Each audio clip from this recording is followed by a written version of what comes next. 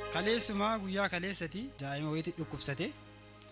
Daa'imni tun baay'ee gara malee dhukkubsatte yeroo duraatiif akka tokko sa'aatii godhee ture.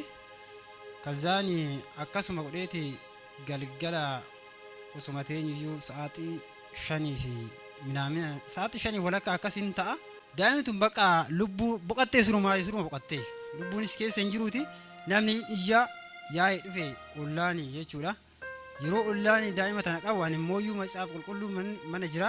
Ni dibanni zeetiin illee jechuudha. Akka mana sii fudhadhee mana kanaa fudhadhee yeroo isaan tennoo daa'ima kana afaanuma irratti kan naqee Waaqayyo immoo gidduu galee seexanicha irraannoo godhee daa'ima tana lubbuutti naa deebisee Waaqayyo waan guddaa naaf godhee yeroo zeetii kanatti naqu daa'imti kun illee natsaatti ba'ee ganama kana hin taphataa.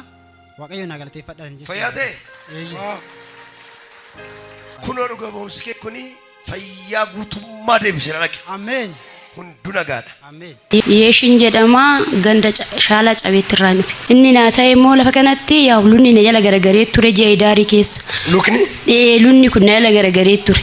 Okkolaatan obboleettiin tiyya na fiddee dhuftani lafa kanas hin beeku. Yoon dhufu asumatti faarfataa wayiitti eebbifama guyyaa sanitti. Gaafsan odumaan faarfadhu lunni kiyya fayyaa ta'e. Utuu faarfattu? Osuma faarfadhu. Kazaan itti dhaansemu. Dhaqisi haa kadhatanii naan jette obboleettiin fuulduran dhufee tan simbira dhufee lunni na dhukkubasin hin jedhe. Bilisa gal ragaadhaaf dhaabattaa naan jedhe galanni Waaqayyoodhaaf ta'u Waaqayyoon naa galateeffadha. Dhuga boomsi kee kun milkaa'insa biraa siif fida dhaqe. Ameen. Ameen.